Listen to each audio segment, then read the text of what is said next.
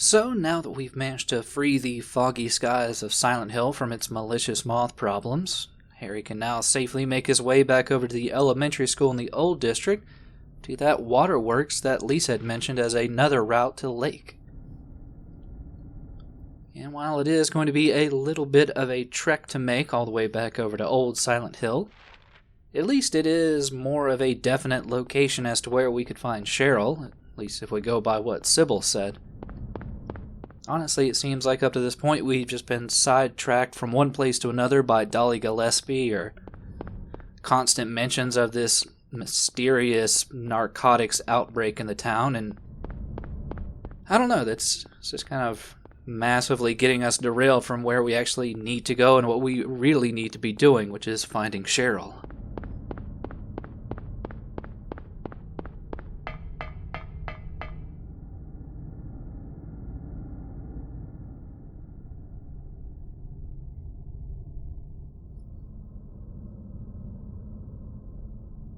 Thankfully, the game does take a little bit of pity on us, and instead of making us walk all the way back over to the school, we are just immediately put where we need to be.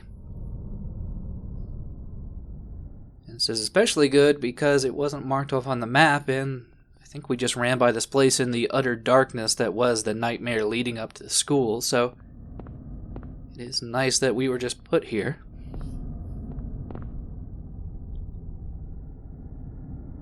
Though it might not be so simple to get down at the waterworks.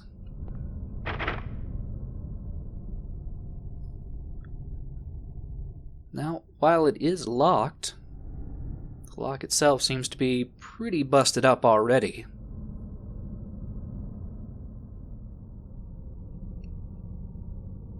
It should be a fairly simple matter for us to break the lock off the door.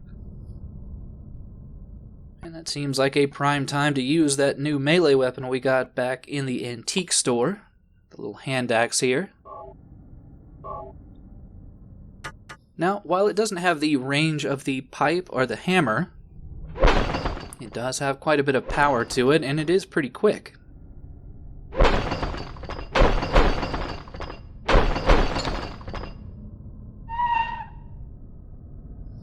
And it does a pretty good job on that lock.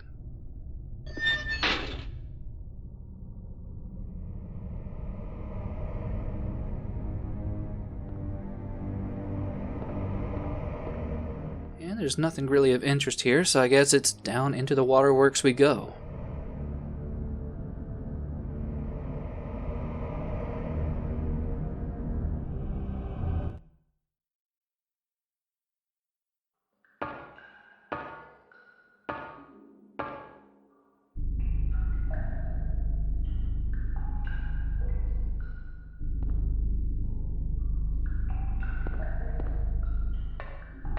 Already I can deeply appreciate just the ambient sounds going on here, the soft dripping of water and that rhythmic hum going all throughout the corridors here. I mean, I know it's something mechanical, but also there just seems to be something almost animalistic about it.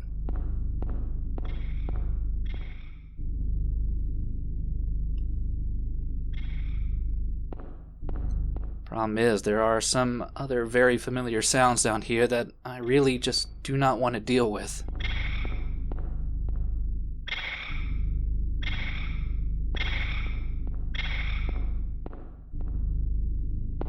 And indeed, it is a return of these very nasty creepers.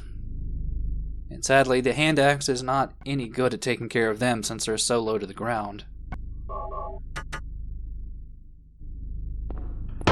And while realistically the hammer could do a fairly good job of taking them down, I still have just a whole glut of handgun bolts to go through. And very little patience with dealing with these 3-foot-long cockroaches.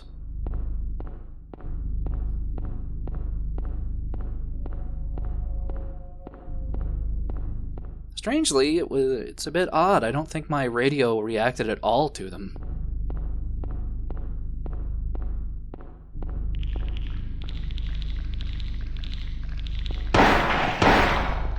Make matters worse, it doesn't seem the radio reacted to these new enemies either. these much larger bug-like creatures are known as hang scratchers. And while that name might not make a whole lot of sense right now, it definitely will later on. And trust me when I say, the cavernous passageways of the sewer are going to be pretty much filled to the brim with them.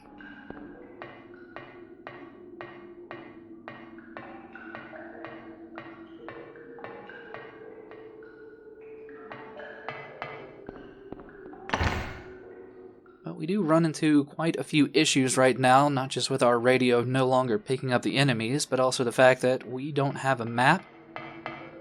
And finding our way through these mostly similar looking corridors here will be a little bit tricky. Especially considering that, I guess, the above ground disasters that were going on also affected these subterranean areas and caused some of the pathways here to become blocked and broken.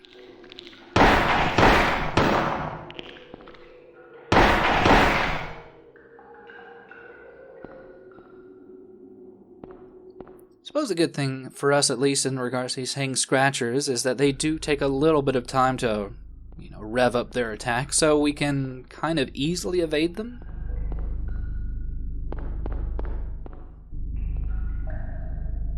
Also, down this dead end, we do manage to find some additional rifle shells, and off camera, I did go back and refight the float stinger, just to use some shotgun shells in lieu of rifle ammo.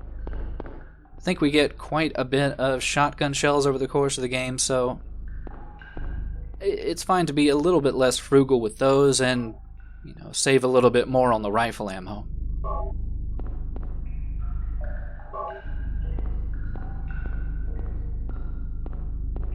But with those additional items out of the way, we do want to find our way back around to where we need to go in here.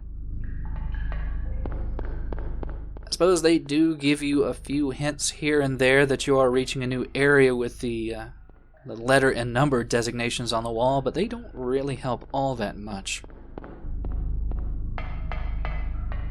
So like I said, a lot of this place just looks very, very samey.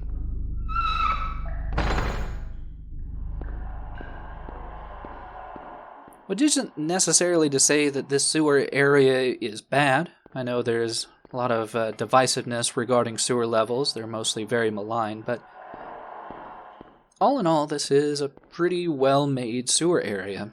It does have the same level of tension that I think the rest of the game has, and even the sound work is honestly quite amazing.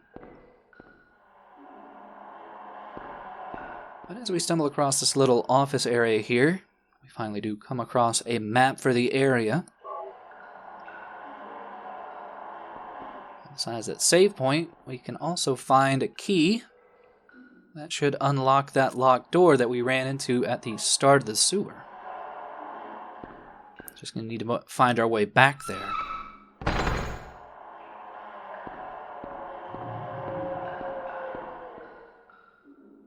Also, it's a bit hard to see, but I think I see something moving on the ceiling.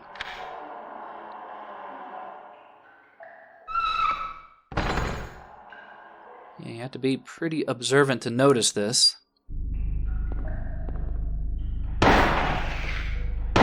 yeah, the reason that they are called hang scratchers is that while up to this point we had mostly fought them on the ground, their main claim to fame is that they will hang up on the ceiling and just take random swipes at Harry whenever he decides to walk under them.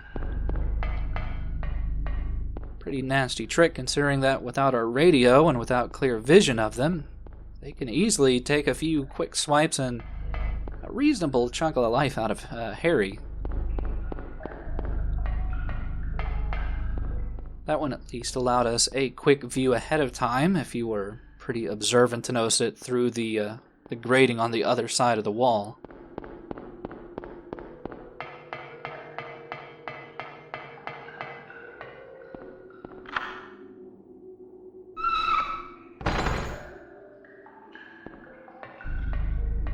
But I do kind of appreciate to some degree that without the radio here and all the background static it normally brings, we are able to fully indulge and really take in the ambient sounds, the monster sound effects, all that type of stuff, just working together to give this really tense environment.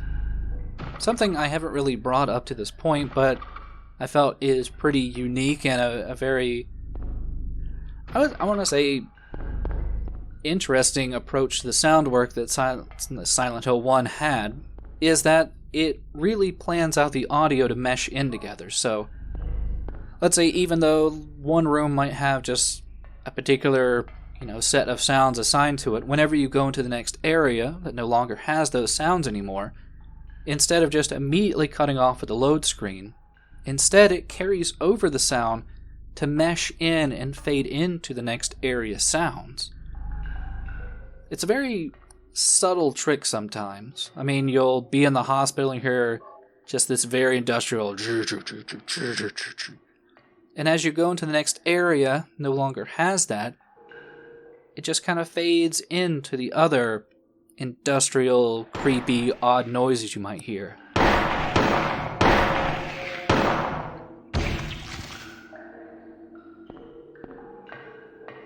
Now, you might be thinking that these hang scratchers are pretty tedious to deal with, they can get the jump on you a lot of the time. And as I mentioned, not having the radio can be a little bit of a handicap in dealing with them. But there is a pretty easy way to move around that, minor sound loss. And that's the fact that, Harry is actually very observant. So if there is one enemy even relatively in the same nearby area, if you bring up his gun, he will aim it at it. And that enemy will become very obvious to you. And even if they're hanging from the ceiling, they're not going to be that much of an issue.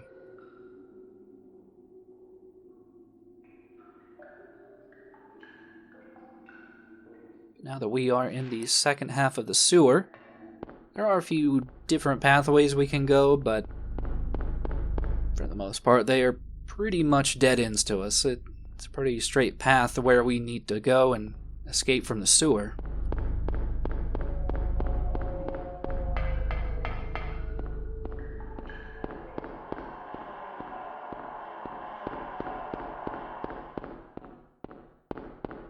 And a part of me kind of questions that, why Silent Hill has such an intricate sewer system for what's supposed to be a relatively small resort town.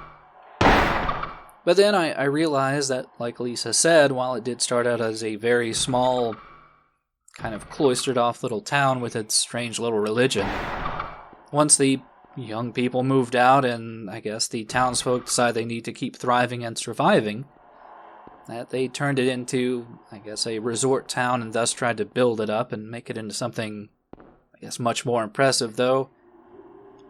I don't know, they might have gone a little bit overboard with their sewer system.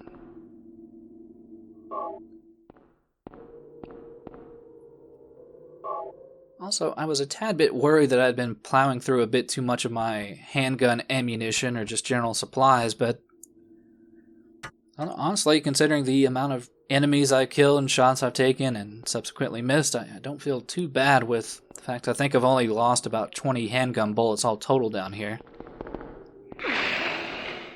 Definitely don't want to rest on our laurels and just go rushing about too blindly.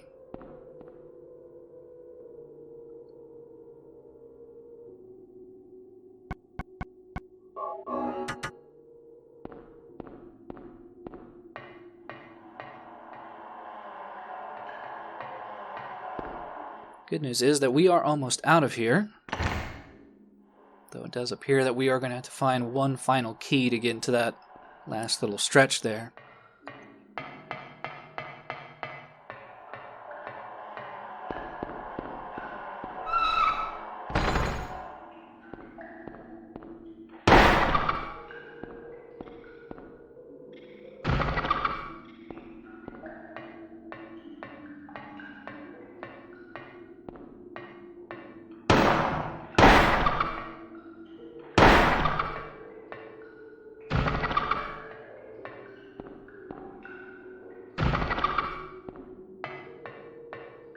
At least they were nice enough to number off the walls here to tell us that we are slowly but surely getting closer and closer to some end destination in going this way.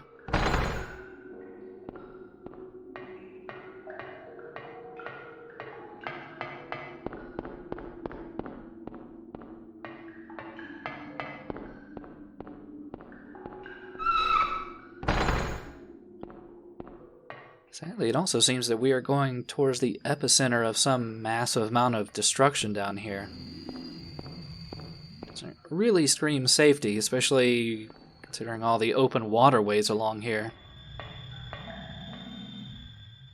And also whatever caused this massive amount of blood in the water. This is where the key is, so we'll just go ahead and grab that.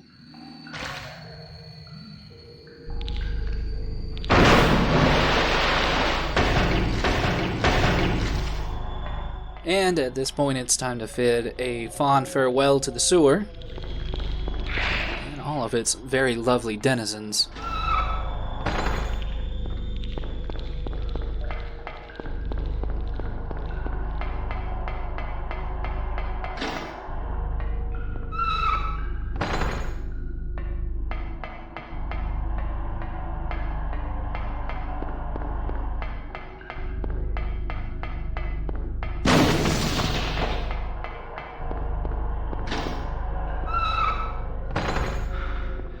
It's a nice little race or a race from madness down here.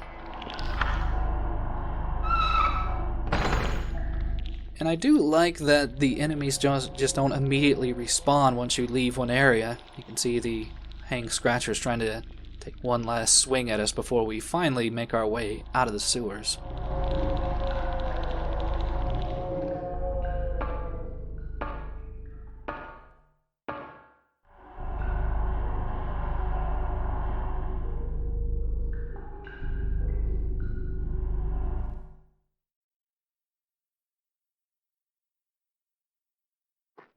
And quite frankly, a very heart-pounding affair down there in those very somewhat claustrophobic settings.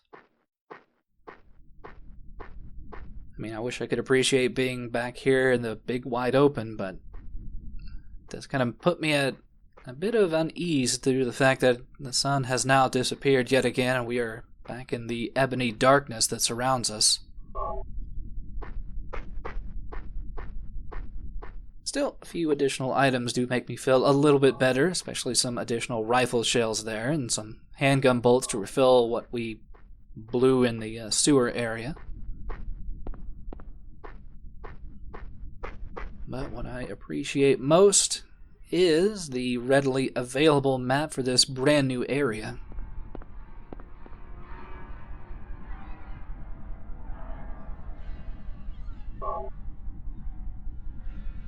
And we've gone through from the main focal areas of Silent Hill into the more touristy areas where I assume they tried to bleed the tourists dry of all their money, whether it be the local bar, the shady motel, or even the lighthouse or the amusement park.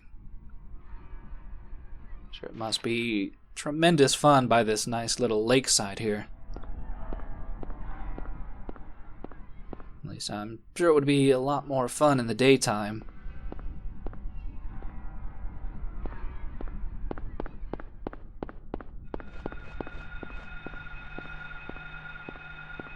But we are flying a bit blind here. We don't really have too much in the way of direction. All Sybil gave us was that she saw what was a young girl heading towards the lake, and we are now in the general lake area. So I guess we're just going to poke around and see what draws our attention.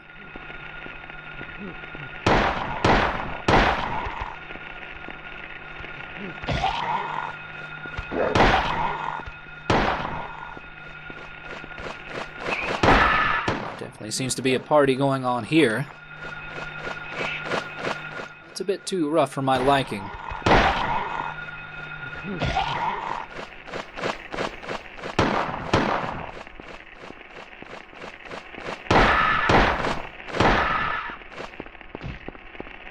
Yeah, while the air screamers are definitely a step down from their nightmare counterpart, still trying to fight things in large numbers is always a bit of a dicey affair. Though I can only assume that must mean there's some sort of action going on inside Annie's bar here.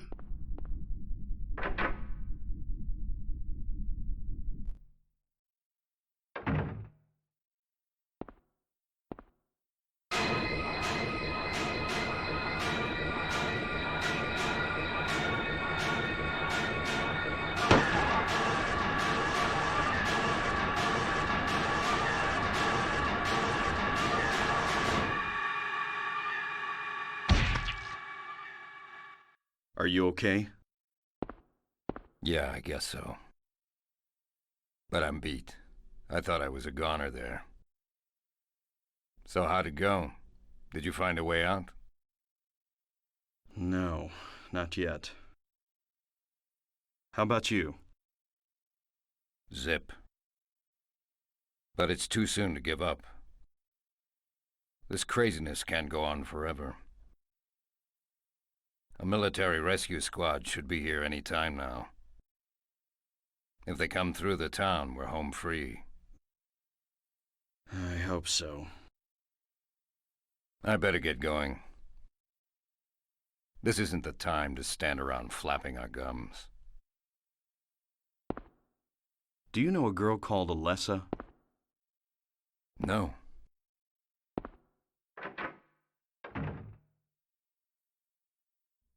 Genuinely surprised to see that Dr. Kaufman is still alive and kicking, though he almost met his maker to the hands of this very bizarre-looking creature here.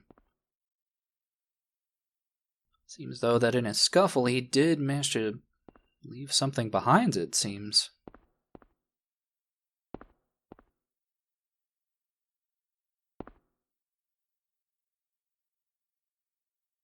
Inside, we find a few items of interest, namely a key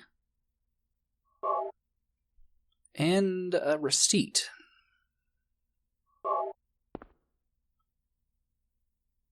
Now, we can take a quick look at the key, though there isn't too much we can gain from looking at it, outside that it is for the number 3 of something. The receipt from the general store, though, has something a little bit more useful for us, though. A 4-digit code. Definitely might come in handy for something. Still, if anything, I am still genuinely surprised, along with the fact that Kaufman was still alive, by the fact that he seemed extremely nonplussed and not really shaken by anything going on so far. He also made mention of some military rescue coming in, but I don't know where that might have come from. We haven't had any communication with the outside world. Beyond that, though, there's only a few health drinks and a faint mention of a funk tour inside of Annie's bar. Nothing really else, though, which is a bit of a bummer.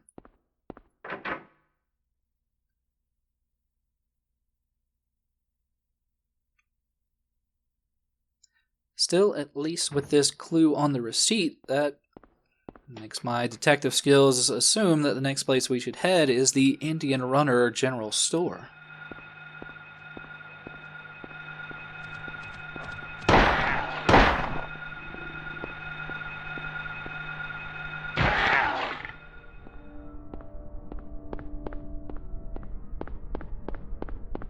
As we already saw from the map, it is extremely close by.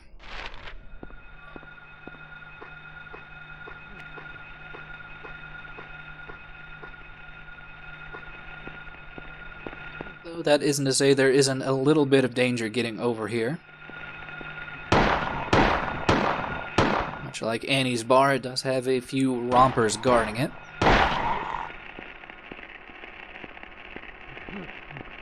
Though I must say the handgun is still putting in a lot of work here. A bit surprised the gun is quite as versatile as it is.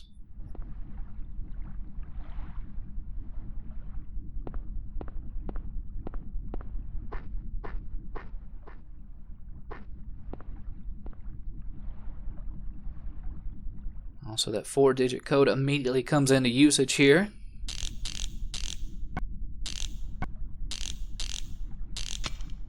Allowing us to get through this small lock on the door. And I would say that's a reasonable bit of security, but looking at the inside, it doesn't seem like it did much help for the Indian Runner General Store. Seems like someone thoroughly ransacked this place. least they were nice enough to leave behind some rifle shells.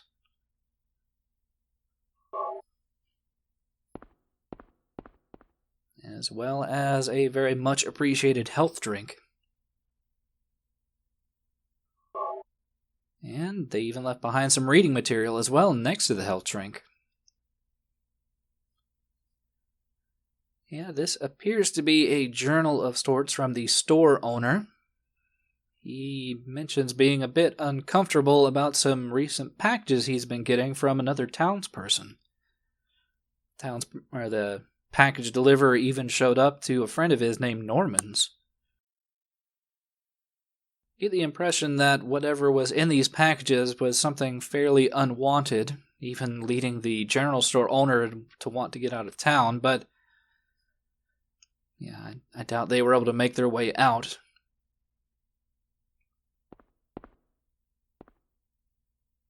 And we do have a locked safe here. Seems as good a place as any to hide some unwanted packages. And we also find a small note here with a door code, as well as the mention of Norman yet again. And to just hammer home who this Norman might be, we also have this picture here showing that Norman is the owner of the local motel.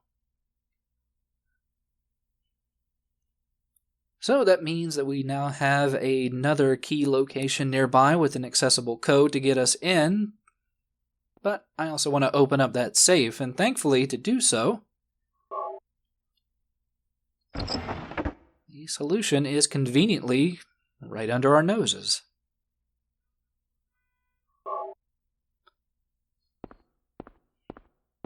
So let's see what this mysterious package is that the store owner really didn't want to have to deal with.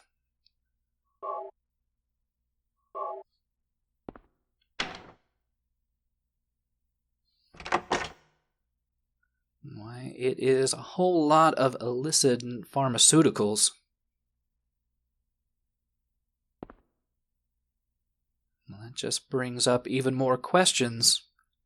I mean, we've already gotten a whole lot of backstory about this narcotics trade that the police were trying to investigate and I guess subsequently ran out of hints for, and Sybil also mentioned that I guess the tourists were being peddled the drugs quite frequently. I guess it makes a lot of sense then that the main touristy areas, the resort area here, and the main focal points of business, whether that be the nearby bar or the general store, I guess all seem to have some type of connections with this illegal drug trade. In addition to that, it also seems like Norman, the nearby motel owner, also had some hand in all this, so hopefully we might be able to find some additional clues inside of his business as well.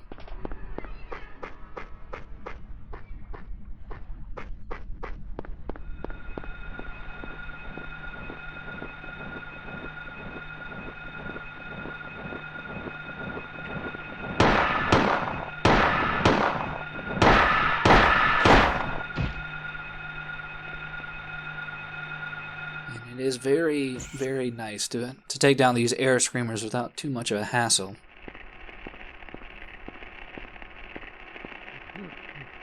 It's also fairly convenient for us that the motel is so close nearby, where we can easily enter in that door code we found just recently.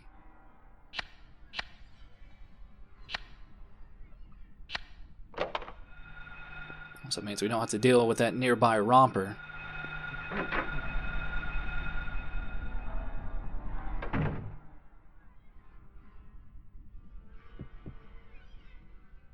Inside the back area of the motel here is a little bit lackluster. Some cheesecake posters, some girly mags, but more importantly, find a newspaper article, a very similar newspaper article to the one we found in the hospital. Seems to touch even more upon the drug trade going on in Silent Hill and the fact that there's been a number of mysterious deaths connected, including Officer Gucci, who we read about back in the police station.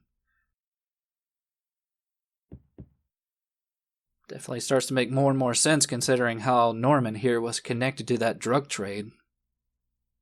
What makes a little bit less sense is this magnet, but still, never hurts to pick up everything that's not tied down and bring it with us.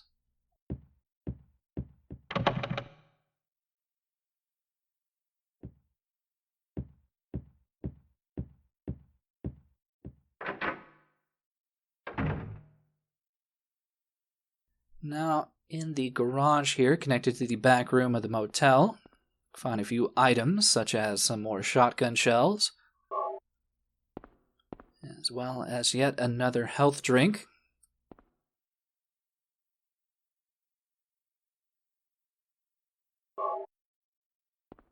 But the main focal point of the garage is this pretty nice looking old style bike here.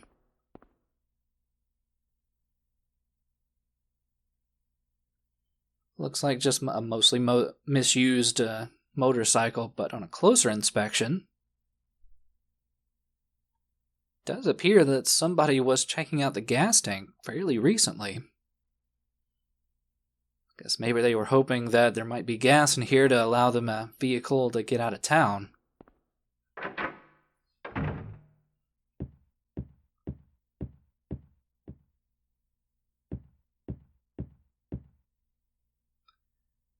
And as we head to the front lobby of this fine establishment, it looks like a few things that we could read to get some information, but for the most part, there's really nothing too useful here.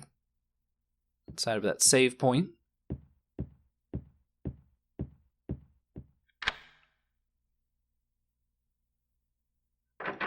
All in all, though, I'm reminded of that key that Kaufman dropped. It did have a number 3 on it, and I'm assuming that all these rooms are numbered, so maybe the key is to the room number 3 here at the motel.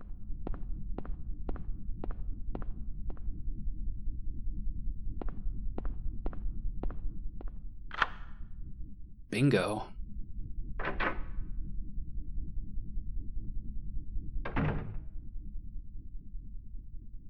And yeah, just as the back lobby area was any indication, the motel here not really a 5-star establishment in the least. I think the one glowing review I can give this room is that it at least does come with a complimentary health drink. Does kind of leave in question, though, why Kaufman did have a key to this particular room. It doesn't really seem that special.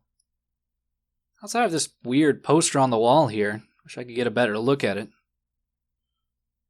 If I just move this dresser out of the way, I could get a closer look at it.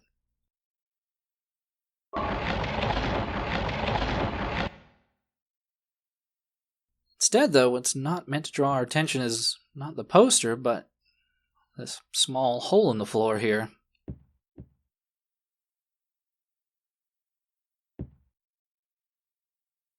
There we can see just barely out of our reach is yet another key.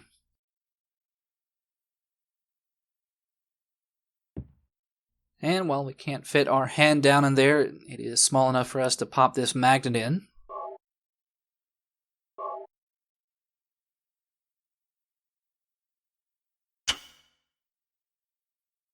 And it's a key to that mysterious motorcycle that was back in the garage.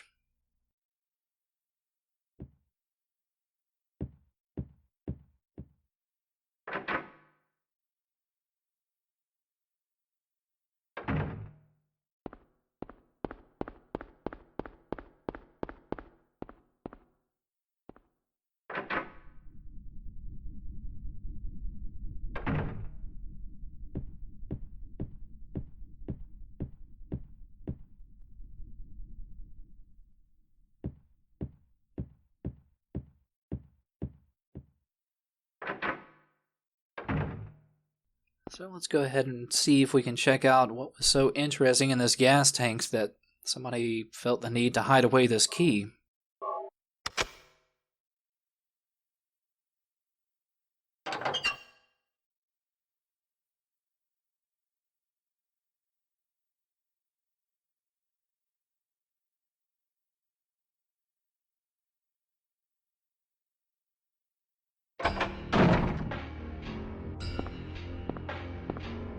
Give me that.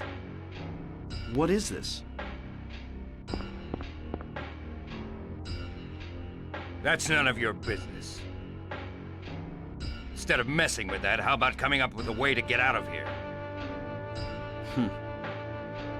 You shouldn't be hanging around here goofing off. What do you think you're doing? You want to get yourself killed?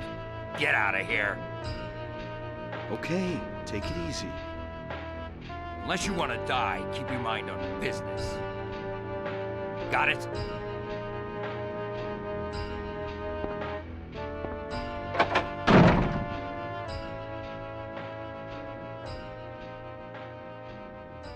Quite a decidedly unexpected turn in Dr. Kaufman's behavior. I suppose he is right, though. All of our detective work didn't really get us any closer to finding Cheryl, and I mean, we're not here to investigate the drug trade in Silent Hill, right? We're here to find her. Still, for right now, we don't really have any further clues, and there's still quite a bit of the lakeside to still investigate. I think we'll have to wait for next time to continue looking for Cheryl. See you then.